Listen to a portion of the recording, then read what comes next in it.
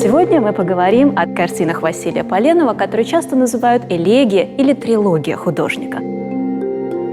Это знаменитая работа «Московский дворик». Картина «Московский дворик» была представлена на выставке «Товарищество передвижников». Для нас эта картина хрестоматийна, она знакова, она является визитной карточкой художника. Но сам Василий Поленов, отправив картину на выставку, пишет письмо идейному вдохновителю передвижников, художнику Крамскому, где фактически за эту картину извиняется. Он пишет: «Очень хотелось принять участие в выставке товарищества передвижников, но подготовить сколько-то ни было серьезную картину, времени и возможности не было. Поэтому отправляю вам картину «Московский дворик» и очень надеюсь, что упущенное для искусства время будет в скорости наверстано». Почему же именно так? Почему Поленов словно бы стесняется этой картины, хотя на выставке картина привлекает всеобщее внимание и завоевывает одобрение и художников, специалистов, и зрителей? Дело в том, что во времена Поленова высший жанр с точки зрения Академии художеств – жанр исторический. Это большие полотна на исторические, библейские, мифологические сюжеты. А Поленов в силу склонности своего характера, своей натуры тяготеет к камерности. И Поленов в картине «Московский дворик» придумывает новую формулу составления картины.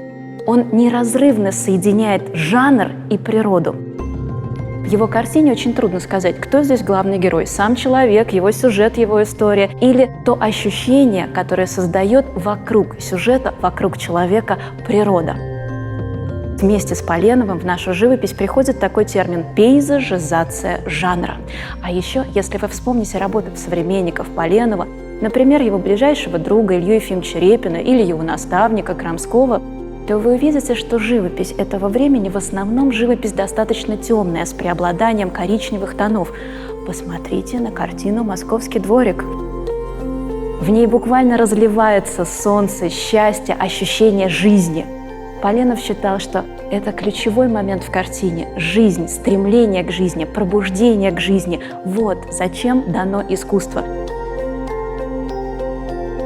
Картина фактически появляется волей случая. Поленов – петербурженец, он родился в Петербурге, он обучается в Петербургской академии художеств и задумывает написать историческую картину, для которой ему необходимо собрать материал в Москве. Он приезжает в Москву и ищет квартиру, где можно было бы остановиться. Он забредает в Арбатские переулки. Во флигеле дома Баумгартенов он находит себе квартиру. Он осматривает ее и оставаться там не собирается. Но, выходя из квартиры, он случайно бросает взгляд в окно и видит этот московский дворик. И все. Он остается, соглашаясь на все условия квартирования, и сразу же, разместившись у окна, делает первые этюды к этой картине. И это еще один важнейший ключевой момент.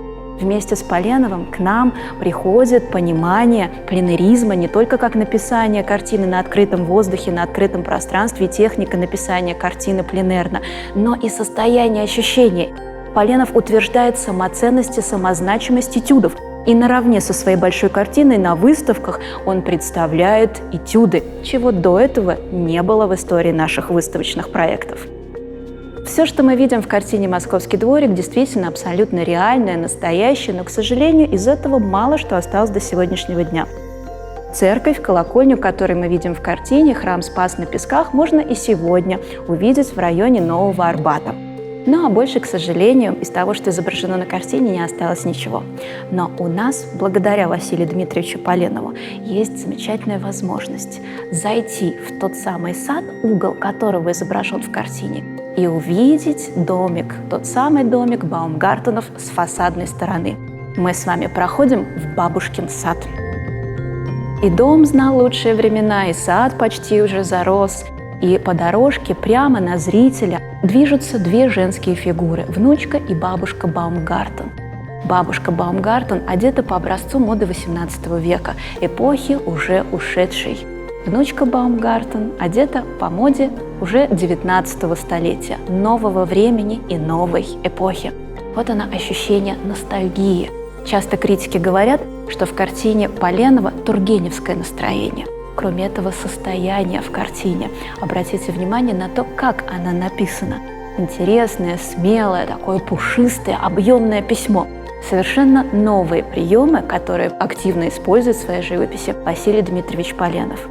Особенности этого быстрого импрессионистического письма можно более подробно увидеть в следующей картине трилогии. Когда картина «Заросший пруд» появилась на выставке передвижников, ее нашли за что похвалить все. Каждый нашел в этой картине свое. Картина «Заросший пруд» выстроена по всем законам академического письма, но в то же время в этой картине есть очень интересные приемы. Обратите внимание на первый план картины. Он словно разделен на две части. Пруд прописан так гладко, академично и красиво. Мы даже при ближайшем рассмотрении не увидим, как кисть опускается на холст. А берег прописан совершенно контрастно. Он другой, он пушистый, он живой и объемный. Во второй половине XIX века появляются художники, которые выходят из своих мастерских, и они пишут совершенно иначе. Они используют другие приемы. Их задача – поймать впечатление, ощущение. Называют этих художников импрессионистами. Будучи во Франции, Поленов изучает приемы импрессионистического письма и любит применять их в картине. Импрессионисты, хватая быстрое впечатление световоздушной среды, работают очень быстро. Мазки разного цвета, разных оттенков они быстро, фактурно, энергично наносят на холст. Палитра, ощущение, состояние рождается на холсте здесь и сейчас. Так написан пушистый берег в этой картине. А теперь, внимание, еще один интересный вопрос. Какого цвета эта картина?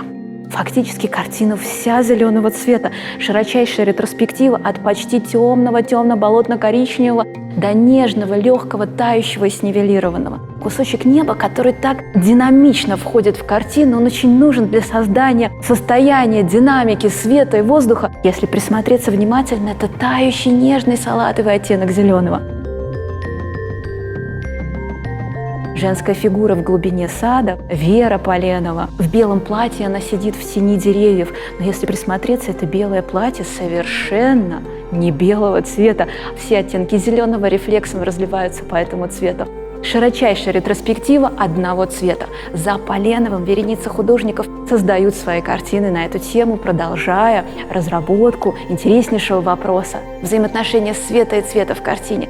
То, что мы с вами видим в картине Поленова «Заросший пруд».